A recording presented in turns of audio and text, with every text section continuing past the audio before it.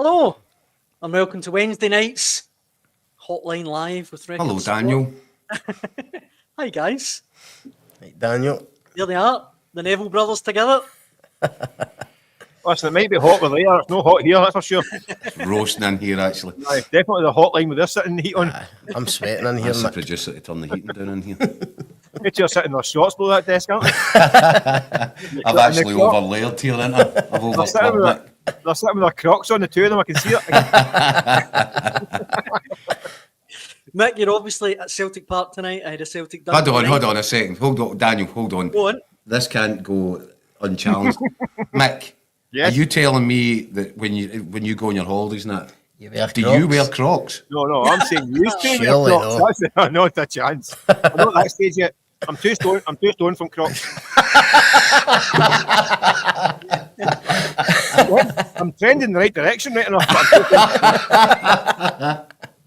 By the way, it's a firing offence, Mick. Firing offence. If you're ever caught wearing a pair of Crocs, Exactly. that's the end of us. No, not at all. Not at all. You keep me for us sliders. His wee white Adidas socks on.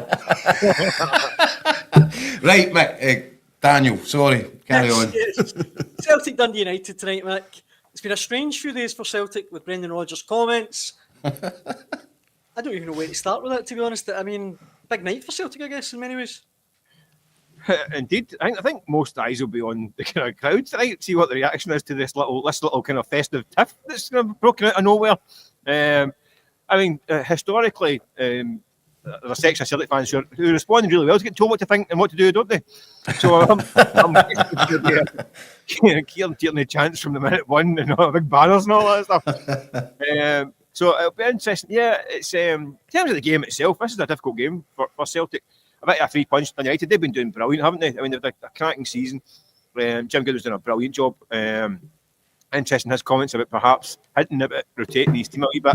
If that's a bit of codology, might well be. But I expect them to put up a really, really strong performance, and it could be one of these nights that, dare you say it, that Celtic need to be patient. It could be. I can't see this. Plenty of backward passes in, Mick. Well, I can't see this being. Listen, I've been proved wrong many times, but I can't see it being a 4-5 stroll job tonight. As you can probably tell from how I'm shivering, it's a bit chilly as well. It's going to get colder as the evening goes on. I think -5, we're saying about half the night. Oh, dearie me. Which is nice and crisp, isn't it? So yeah, it's interesting. So I mean, it's interesting because of the kind of build-up. I mean, I think the post-match on Sunday was, let's be honest, a wee bit strange, wasn't it? Really, picking a fight with the punters, and then digging in yesterday and kind of refusing to doubling down rather than refusing it back down. So yeah, it'll be interesting. I don't think it's going to be a schism getting caused, but I think it will be interesting to see the reaction from the punters tonight. Yeah, I mean, Scott and I were discussing this last night, Mike. I think we both kind of arrived at the same conclusion. The vast majority of Celtic fans, I think, will make a point of getting on board. But that doesn't stop the noisy minority. Yeah. And it's going to be interesting because then next thing you know, we've seen it before inside Celtic Park when if the Ultras do something, the Green Brigade do something, the rest of the fans don't like, sometimes there can be a bit of kind of almost infighting in the stadium. I don't know. I'm interested to see. As I said, I'd like to think that the message will have landed and the Celtic fans, as I said, the overwhelming majority, I think they've got to understand what Brendan Rodgers is saying here. I don't need you singing and dancing and having a party when it's 3-4-0. What we need is you on board. We need the synergy between the team and the stands at the bit where we're trying to break the back of the game. And that's the first 20-25 minutes, if Celtic don't get an early goal, that's going to be the interesting part. What does the atmosphere feel like? What does the stadium look like? What's the environment like? Listen, a lot will depend on how Celtic start the game in terms of how they play, but I still think, as I said last night, I think the majority will react positively. I think there's something inbuilt with Celtic fans that they don't like any sort of suggestion that they're no supporting the team, that they're no the greatest fans in the world, and obviously Rodgers has had a wee pop at them, about getting in their back with the negative passing and stuff. So I think the vast majority will react positively from kick-off tonight. It'll be interesting to see what kind of reaction Greg Taylor gets when he comes out, when he's on the ball. I'd like to think you'll get a warm one. You would think, you'd like to think so. But in the main, I think they'll react positively. I think at the start of the game there'll actually be a really good atmosphere. Obviously, what happens after that will depend on how the team are playing. See, before we let you go and get on your pre-match duties, Mick, let me throw some of the comments at you that have been sent into us regarding this, as you say, a festive strop. Sean writes in saying, well done, Brendan, you've managed to make yourself front and centre of the story. Your ego must be happy. In a week when Phil the Flop should be getting it tight, you took the heat off him. Round of applause. Jimmy, though, counters by saying, can't understand the complaint about Rodgers giving his opinion. He's managing and coaching the players and club on his own. John Kennedy in his 13th job at the club, and Gavin Strachan is there because of his father's connection. Pretty harsh. Let me just finish this one. What's that got to do with D-Man Kennedy done. That just sounded like a riot. D-Man's writes in saying, this is now my favourite 6 p.m. live. Scottish Worship. D-Man's legend. Thank you. But anyway, top man, D-Man. Back to the football. What do you make of that? Yeah, listen, I can take the point that that's why I think it's so strange. I mean, I think Celtic this week could have taken a step, especially after Sunday, Rangers dropping points, take a step back and let them be the news agenda. Whereas Brendan Rodgers kind of created the news agenda out of nowhere, really. And like I say, I think at the time of it, I thought it was a bit strange. Like I say, it wasn't. Listen, there's plenty of times when Celtic fans have behaved in a certain way that deserved to get their knuckles rapped and more, right? I don't think Sunday was one of them. I don't think it was that bad. I don't. The point about the football and the growing it back passing, yeah, I think he's absolutely spot on. And support a team when they're struggling a wee bit, that's absolutely spot on.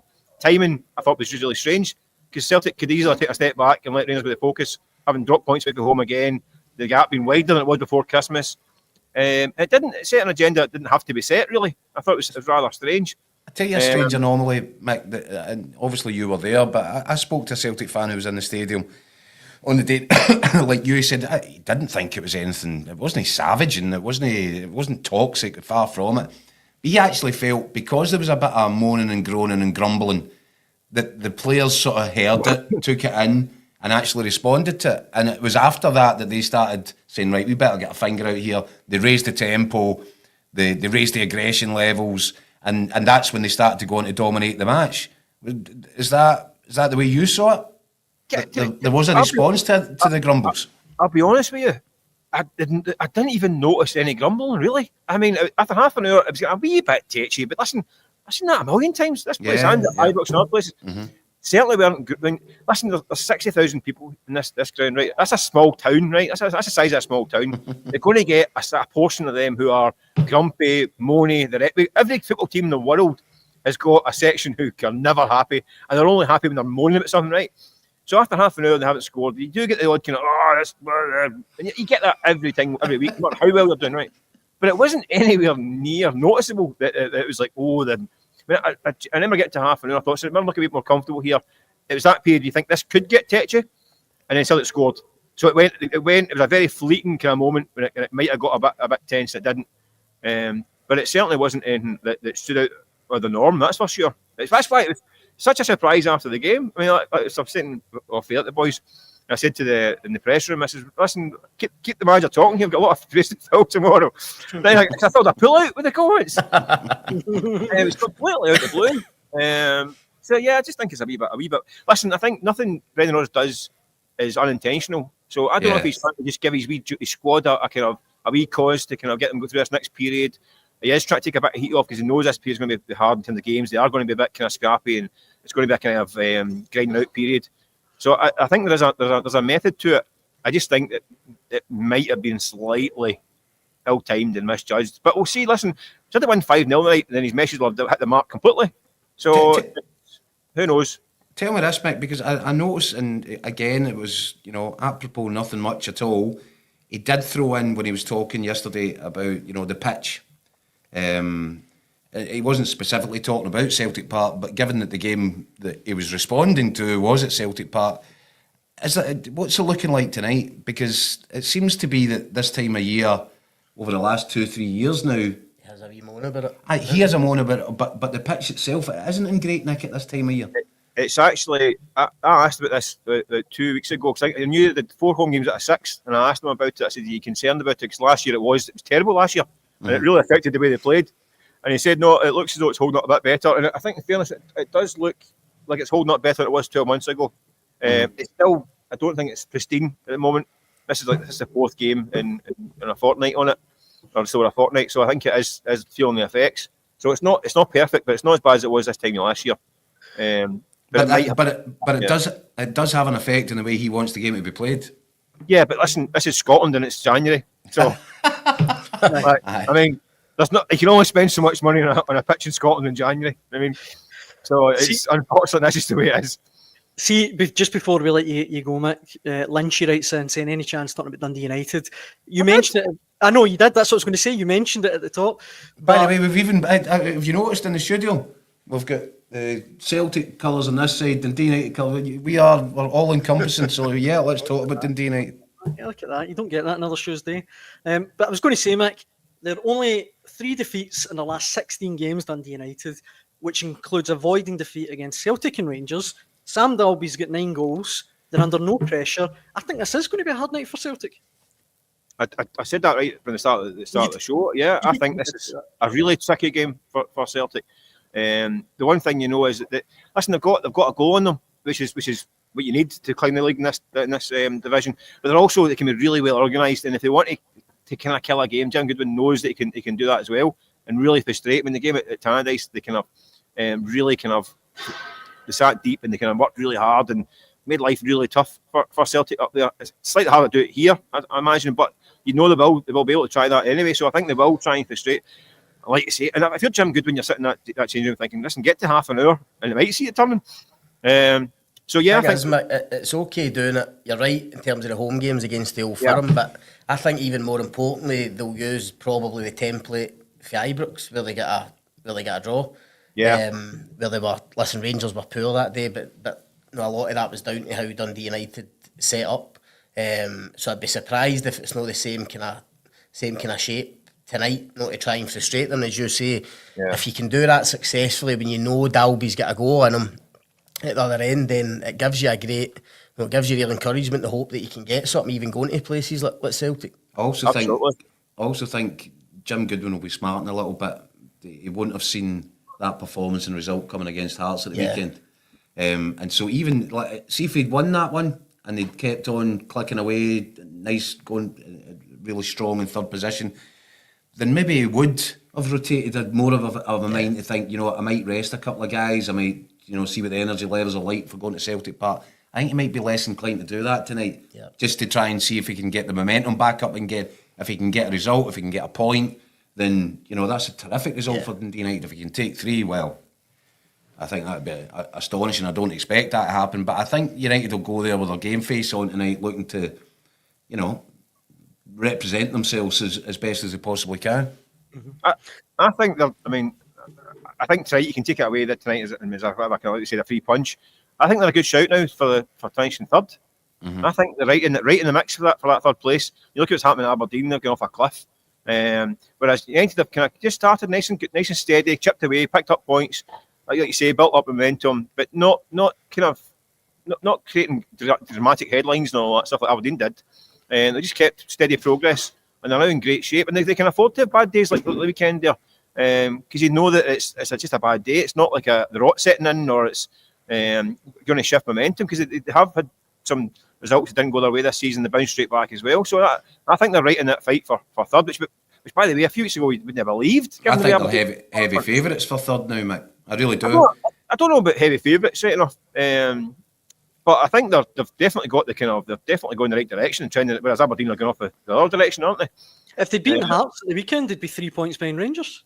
Yeah, just shows you what the season they're having. It's been tremendous for coming back up. So yeah, I think they're right in the shout for it, right in the thick of it. Okay, Mick, give us your prediction for tonight's game then. I think it'll be. I think it'll be absolutely freezing. I think Celtic might squeeze out a 1-0. I think there'll be some headlines off the field as well. I think just to keep this rumbling on another few days. Yeah, but I think it'll be a narrow victory and a hard graft night tonight, and take me 2 days to thaw out after it. I was going to say, Mike, I hope it isn't too cold for you, and I hope if it's 1-0, it's a bit entertaining at least. So thank you very much for joining us on the Hotline Live as ever. No worries, Abs. Have a good night, guys. You too. Enjoy Cheers, mate. that heat in that studio. Roasting, mate. Do you know what, Mike? I couldn't even bring my cup of tea in. It was too warm. Listen, on that note, I'm off skate. See you later, boys. Look, guys, we've got obviously Rangers, Philip Clement to talk about as well. There is another game tonight, however, and it's Kilmarnock against Motherwell. And just to show the strength and depth, get Craig Swan all the way from Rugby Park, who I thought I'd bring in now. Swanee, how's it going? Okay, Daniel, how are you, mate? You okay? Very good, thanks. Is it nice and as warm there as it was at Celtic Park? I think you can see the icy mist behind me. Looks tropical, Swanee. Tropical. You're obviously there, Swanee. Kilmarnock, Motherwell. Big game for Kelly, having lost against Ross County at the weekend. It's been a weird season for Derek McInnes' team, hasn't it? Yeah, listen, we spoke a lot at the start of the season about the European commitments and things like that, and then you always felt that Kilmarnock were going to go into a run and they were going to start moving in the right direction, and you just feel like every time they take, a couple of steps forward and then there's one back, and there's always been this great strength that they've had at Rugby Park, and there was a feeling that was coming back just in the last, month or so. Obviously, they beat the victory over Rangers, they hammered Aberdeen here, the good win against St Mirren, and that Ross County game just a bolt for the blue, it was just, that was one they could have done without. Obviously, Sucker punched right at the end of the game, a Ross County winner. So, yeah, it's a massive game for Kelly. I mean, it's a strange one because, Motherwell are flying high in fifth. Kelly are, down near the bottom. I think there's only 6 points between them. So, if Kelly can win this game tonight, and as Ross County have shown, you win 2 or 3 games in a week and rock it right up. So, no panic and anything like that. But, yeah, a big game. Kelly could really do with winning this. I think Swanee... Sorry, go on, Keith. Yeah, well, I think that Derek McInnes made the point. I heard him speaking a few weeks ago when he was talking about once you get through the festive period, you'll have a more accurate sort of reflecting Premiership table. That you should start to see teams getting into the position that they're likely to kind of maintain for. But I don't think it's worked like that. The results have been a bit all over the place, and there's so few. I mean, what is it between 6th and 11th now? What is it? It was 4 points. What is it now? I think 5th and 10th is 6 points, I think. Well, put it this way as well, Keith. If Kelly win 2-0 tonight, they go into the top 6, but they start tonight a point off the relegation playoff. Exactly. But what you've seen over the years, and this isn't a normal year for Kilmarnock because they have been a bit up and down, but usually Swanee knows better than most because he watches quite a bit of Kelly. They usually find a period in the season where they do go on a really decent run, picking up points on the road, picking up points at home. But you're waiting for that to kickstart this season, really, aren't you? But that was the thing about that Ross County game at the weekend, because earlier in the season, obviously the way that there was a bit of a flaw in the fixtures, and I think Kilmarnock squeezed a game in at Dens Park. I think when them and Dundee were knocked to the cup, whatever it was, I remember Derek saying there's a great, they had a lot of away games at that stage. There's a great run of fixtures. It'll balance itself out just over the festive period and at the turn of the year because we've got a lot of games at home. And you could see that momentum building with the Aberdeen win and with the St Mirren win, and that's why that Ross County game the other day was just a bit of a kick in the stomach, Even if it ended up an 0-0 draw, you could have gone, well, okay, move on. You don't win it, make sure you don't lose it. But that was a bit of a punch in the guts. And this is another one of these important home games tonight. We could really, really do. We're getting something out of it, preferably for Kelly's point of view, a win. But what do you think? How dangerous they are. Swanee, what do you think has been the kind of issue with Kelly? I mean, when I think about them, I look at the 2 wide players that were so good last season, Kennedy and Armstrong. Obviously, Kennedy's been missing for a while. I think he's been a huge loss to them. Armstrong, with the contract situation, whether that's affected him or not, hasn't quite been the same player. And then obviously Stuart Finlay missing at the back. I mean, is it as simple as missing key guys like that, or is there anything else you can put your finger on? No, I think it probably has got a lot to do with that, Scott. I mean, a lot of that's been made of the contract situation with Danny Armstrong, but I think even without that, you sometimes find, Danny had such a fantastic season last year. It's hard, it's the old second album. Joe, a minute he was going to have to try and back it up this year, and teams were doubling up on him, and he was getting a lot more attention. even at the end of last season, but he was flying last season, so that was fine. It was always going to be tricky for him this year. Stuart Finley's a massive blow. I mean, that's huge. He is the number one defender at this football club. Yeah. Everybody knows that. But it's what he does to boys like Lewis Mayo and things like that, just the way he organises things. That's a hammer blow when that happened. Listen, the injuries haven't been great. There's been one or two people I've heard, okay, maybe justifiably say that maybe could have done with a bit of freshness in the team. Derek, I think, made the decision to go with, because they were in the European qualifiers, he didn't want to be rebuilding a team, and he kind of got the gang back together, if you like.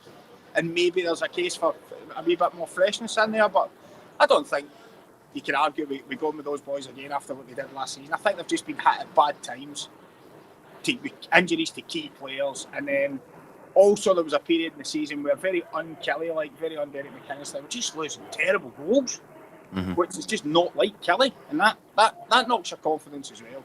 Any team, if you're losing bad goals, that knocks your confidence. So it's been a culmination, I think.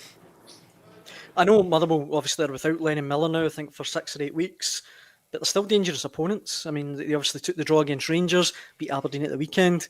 I think it will be tough for Kelly tonight. Yeah, I think so. Motherwell have been in various stages of this season. Have been, some of the performances have been excellent, really dangerous. Some good players in there.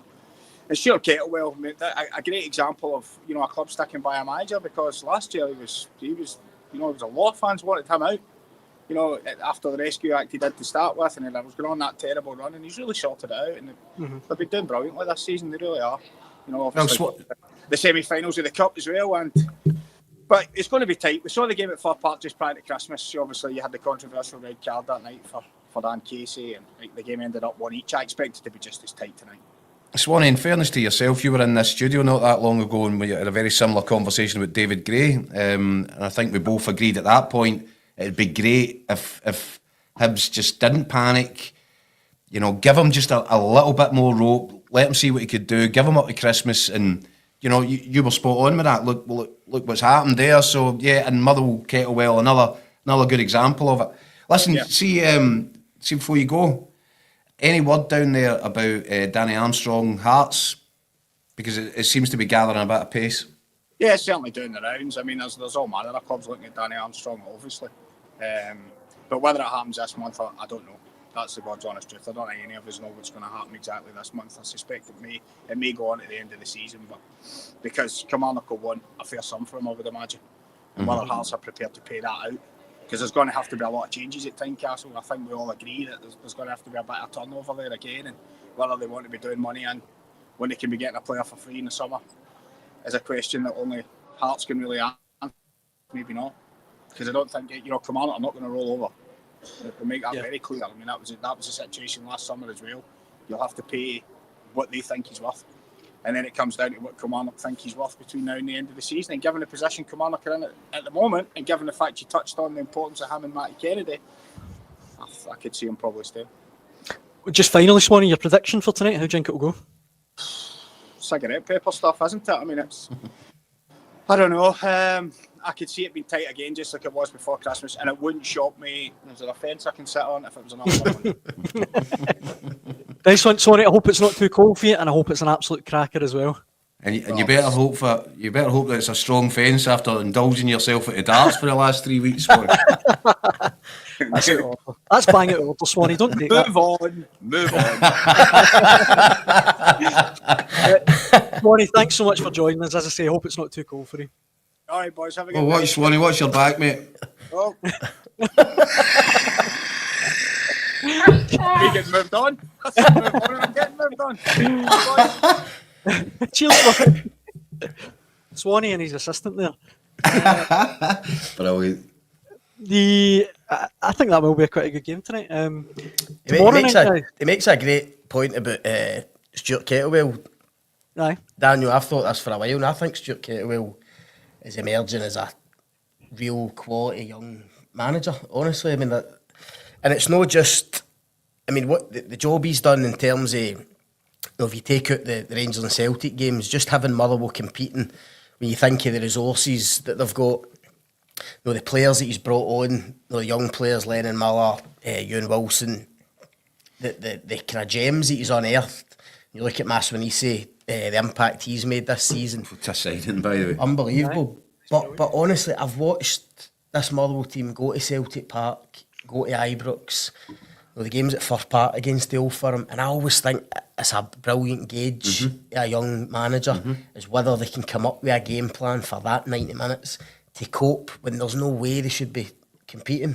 No, but as recently as just the other week, I was hearing Motherwell fans moaning, Aye. mumping and moaning about Kettle. that's crazy. I I was think going so. to say that as well, Keith. I have Because heard a lot of that as well. Crazy. Because see in terms of what he's actually achieving with this team this season, I think that come the end, if he can keep Motherwell in and about where they are, if he can get a top 6 finish, competing maybe for a European place, he'd be on my shortlist for in terms of managerial achievements, manager of the year awards. Think of the money that he could bring in to the club with these players.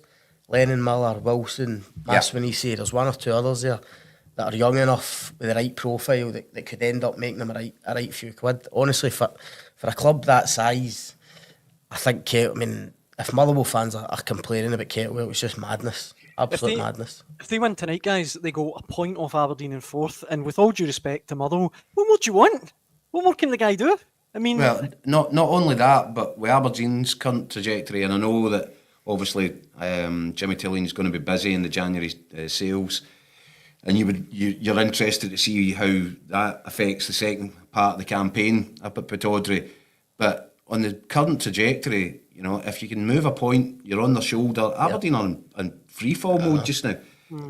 So there's no reason if you were in Motherwell and you can get yourself into that position where you're not realistically saying, right, okay, get above them and push on for there. Yeah, but everybody's at the start of the season, everybody's raving about Jimmy Tilleen. This new guy, foreign guy coming in. They're brilliant. No talking about Stuart Kettlewell. And they look at it. Listen, I must put my hand up to that. I was so impressed with Jimmy Tillleen. I was excited about what he might bring. And I then thought totally vindicated after what was it, 31 points from the first 33, incredible stuff. But if he'd started off the season like this, he'd be sacked by now. Aye, 100%. And by the way, they're spending a lot of money, and listen, they're right to back him because he's their guy, and it was a brilliant start to the season.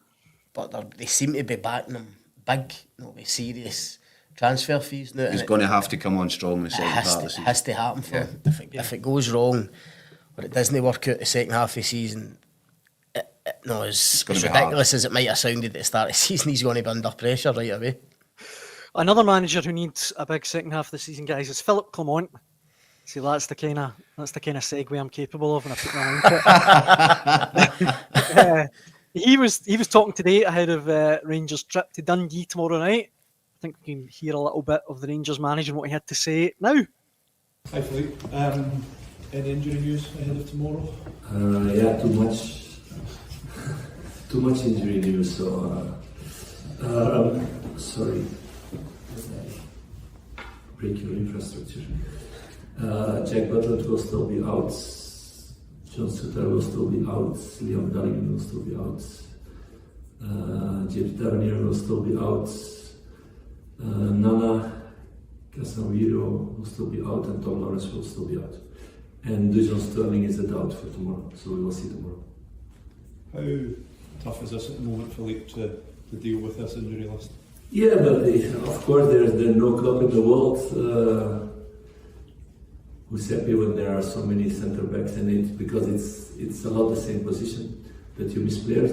That's the case, but it's about finding solutions, and that's what we've been doing the last couple of weeks. And like, for example, putting Ritvan on the right fullback and doing a really good job there. So we need to be creative in that way to have the good level with the defense and not to concede the goals that we conceded against Hibs on the two set pieces. So that annoyed me a lot, that we lost not with open play chances or goals, but only set pieces. So that's what we addressed, and I need to make choices around that also towards this game, because it's also one of the strengths of the team. I think you said after the game against Hibs that you would be looking to strengthen, given how many injuries you've got at the moment. Are you any closer to bringing in some new bodies? Like I said last press conference, so Patrick will address That's what the plan is from the club for January. So it will be in the next couple of days. Philip, just in terms of the injuries, when you took over a year ago, the club had a lot of injuries, and you said that was something you wanted to look at. Are you surprised now that there are a lot of injuries happening again? Is there a reason for it? No, it's totally different situation. So last season we had in big spells 10, 12 players out. Now we have how many? 4 for sure. Okay, Jack also with that's an accident. It's not really an injury. It's a contact injury, and some of the others are also contact injuries. That's part of football. The difficult thing is it's all in one position in that way. So that's for every club in the world difficulty. You cannot predict that, and to have 7 centre backs in your selection, that's not possible. So that's the case, because for the rest, a lot of players are available and are back. So we've never been this season in a situation that we had 12 injuries at the same time. Never been this season, and the club worked also really hard to strengthen some departments. So we got a really good physio from Aberdeen with Kevin. We made changes in the performance department, so there are really good steps made in that way. So we cannot compare with the situation that it was last season. I've taken a drink there, sorry. Tony Chorley says, guys, I know English is the second language here, but seriously, this guy, Kilmarnock, talks in riddles. And John chimes in saying the Belgian waffler strikes again. And I don't want to be unkind to Philip Clement, and I know he's had a bit of stick, but Keith, what on earth what is he talking about with the injuries there? I mean, even that one. It's not really. It's not really an injury. It's a different sort of injury. It's an accident. Look, I mentioned it last night briefly. I mean, he did come in, and by the way, see when he came in at first, and because he got such a tune out of a squad which was completely broken down under Michael Beale, I think you kind of look at him and go, well, maybe this guy's the real deal, maybe. And I think there might have been Rangers fans listening to him at that point when he said, there's not going to be any injuries here anymore, by the way, because that's another thing I'm going to sort out. And people go, oh, he's going to stop injuries. That's amazing. This guy can do anything. I've written an online piece today, and it's, what was the plan? Get Jesus of Nazareth and Marvin Andrews in charge of the Healing Hands department. And I don't know what the sports scientists would have thought about that, by the way, if he did try and pull that one up. How can you cut out injuries? It just seemed like a remarkable, undeliverable promise to make.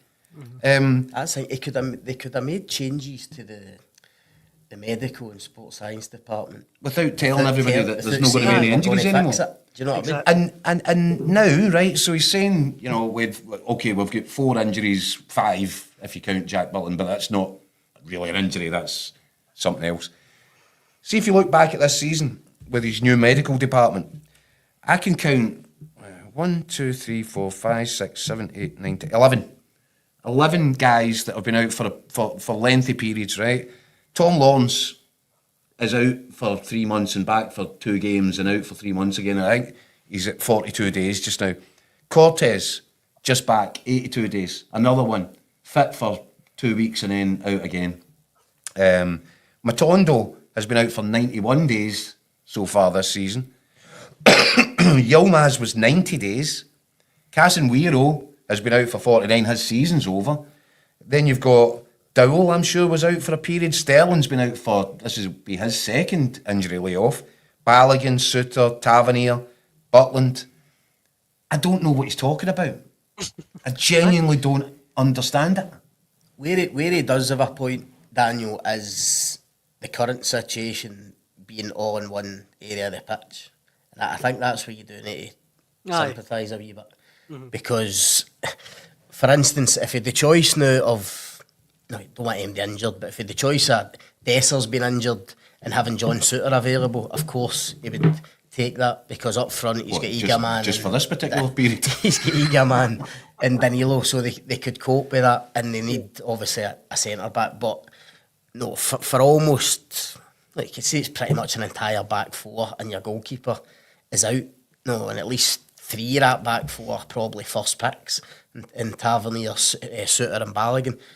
So you do need to have a wee bit of sympathy. When it all comes in one area, it's difficult to deal with. But I agree with Keith. I mean, I don't think in general the injury record has improved that much, if at all, this season. Well, he's reaching pandemic levels here. Aye, and he was making a rod for his own back with those. Just those a comments silly, last season. unnecessary thing to say. Yeah. And actually, when you're making promises like that in public, and you're saying that, don't worry, guys, I've got this all sorted, you're actually throwing up a red flag on yourself when you fail then to deliver what was really not deliverable in the first place. And I've written this piece today. Since over the course of the last 12 months, he went into 2024 with a defeat from Celtic. And then had quite a strong run, and he's going into the start of 2025 with the first win over Celtic, albeit at the 7th attempt. But in between that period, talk about red flags, there's red flags littered all over the place. The 3-3 draw at Ibrox that he celebrated as if he just won the title, when in fact he'd probably just conceded the title. And then it sparked this run of games away from home, which has extended into this season. Over 15 away games now. So what's that? 45 points. Rangers have secured just 17. That's less than 50%. Even my maths can work that out. Even if you just look at this season, they've played 10 league games away from home this season, only won 3. Yeah, 12 points from 30. I mean, that can't continue. But he's bristling if you're when he's Rangers. asked about that, his press conference today. He doesn't I know, seem and to- I don't get that. I don't know why. He's basically saying you need to look at the whole season. No, there's been problems the whole season. It's not just the away games, but it is. Results show that, and no, every football fan understands. No, away games are different. You need different qualities to go and win away from home. And I've said a lot. I've said many times, pieces I've written recently. I still think there's an issue with that within this Rangers squad. Attitude, mentality, desire, mindset, whatever you want to call it. And I think that is proved with the away form. You need a different mindset to go and win at Fir Park and to win at St Mirren. It's got to be inbuilt. Because it's all very well going for your pre-match rub down at Ibrox and having a nice sauna, whatever it is, whatever your pre-match routine. Next minute you're at Fir Park, tiny wee dressing room, it's freezing. Yep. It's just a different environment. Exactly. And I wonder if this Rangers squad all feel a little bit too cosseted. Yep. As if they're not really embracing, the sleeves upside of Scottish football. It's that, but it's also, in the last 10 years, Rangers haven't won enough to have this winning culture, this winning mentality. And I think that over a long period of time, that's kind of seeped in. And it's actually been done through 2 or 3 different groups of players. And it looks as if this group have got it as well. There's no an inner steel about them to go over the line in games, Which go over the is line in what Celtic are competitions. all about. And that's got to be addressed. Sorry, Scott, I was just going to say in the comment section, Rangers Easy OK says, 4 of the back 5 first picks are out. I'd allow some leeway if their away record wasn't so bad. 4 wins from 15 away games, with the majority of the squad fit for those games, is disgraceful. And Paul Price, with a brilliant comment, he says, Clement reminds me of an ex-girlfriend of mine, always blaming everyone else, constantly pointing fingers. He never gives credit to the other team. As Tony Soprano says, if you want respect, you got to give respect. Completely agree, Paul. X must have been a bit of a looker.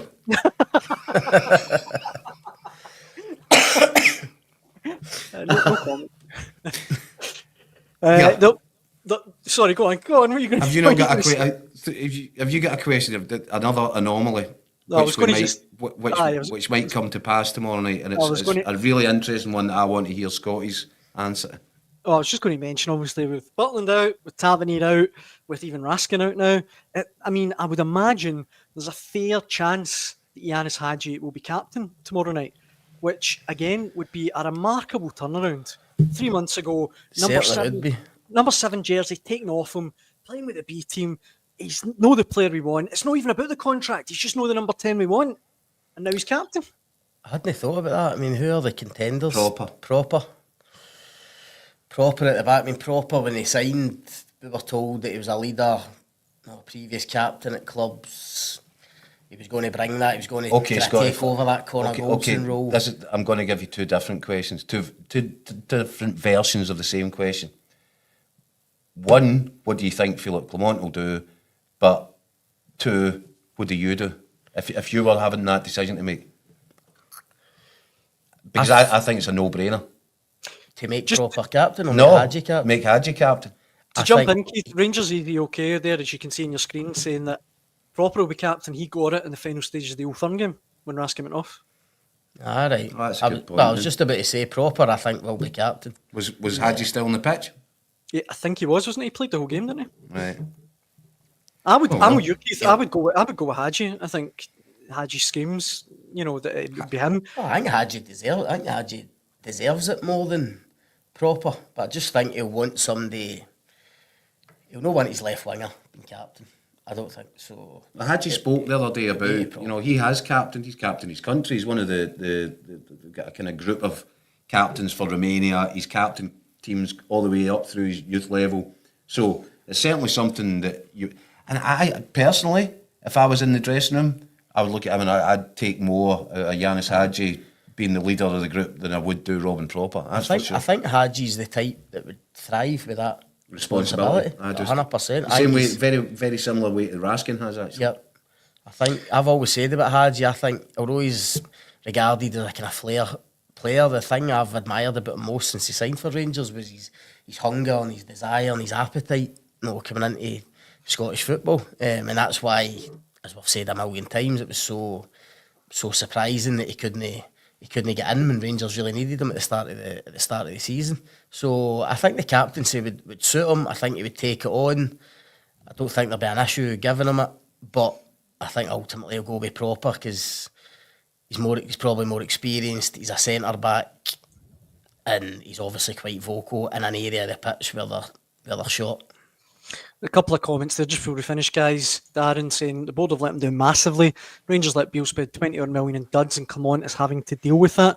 And there's one here, if I can find it, where he's calling you out personally, Keith, this guy. Darren Smith says, honestly, 2 weeks ago we were title contenders according to Keith Jackson. Any Rangers fan knew we weren't going to win the league this year with the drastic cutbacks. Rangers are in it for the long haul with Clement and he needs money to get better players, especially centre-halves and wingers. The guy's done well with the tools he's been given. So a wee bit of defence for Philip Clement. Yep, from the happy clapping loyal. And that's just, look, I don't care who you are. You've got to analyse what's in front of you. At the point when I said there was the potential for a title race, in fact, I said more than that. I said officially the title race is on. I added the caveat that Rangers had to win 9 points from the 3 festive matches. St Mirren away, Motherwell away, Celtic at home. And they blew it. Yeah. And the minute that they got the result at St Mirren, that was it, title race off again.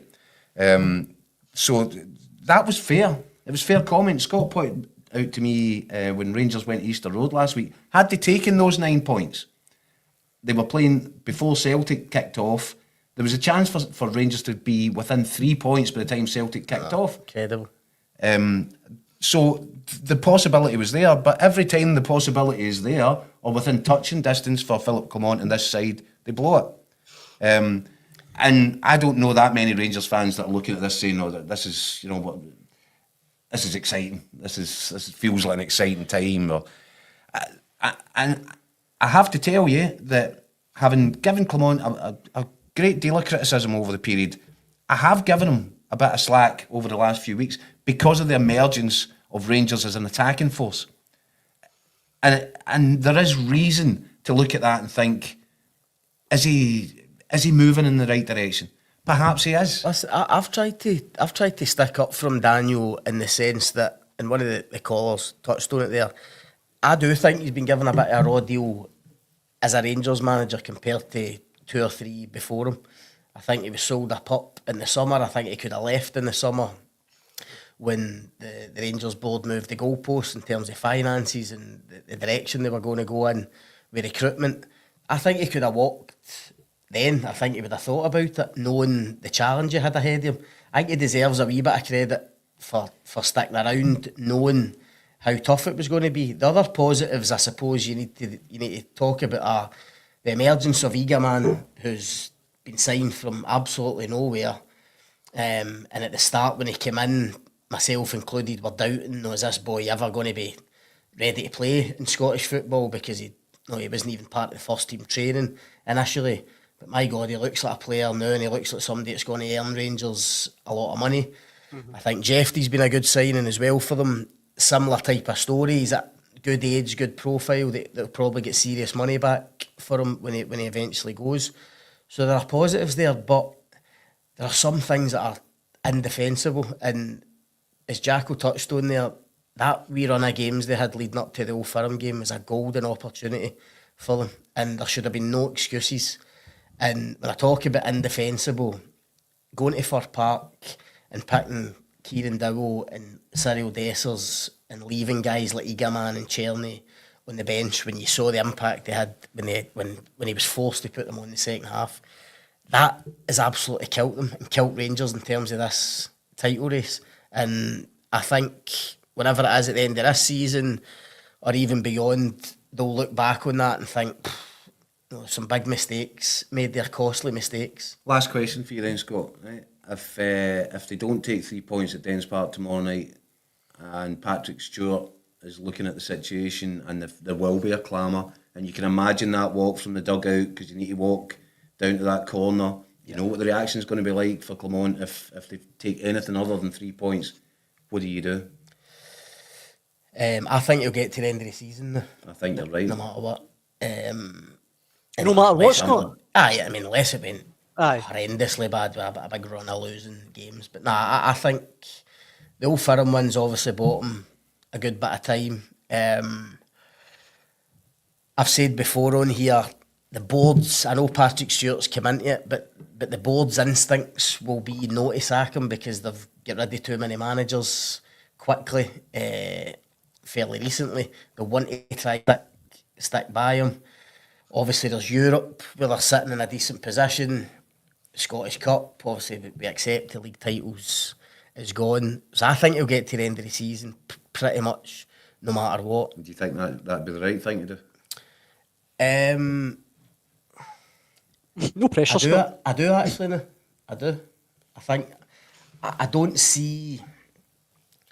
I'm not sure if I see the point unless it goes drastically wrong in the next few weeks or couple of months. But I think they'll want to give it to the end of the season and give them and assess it, look at everything. But I think they'll see enough positives like the performance. We know they're inconsistent, but they'll look at the performance against Celtic and the result.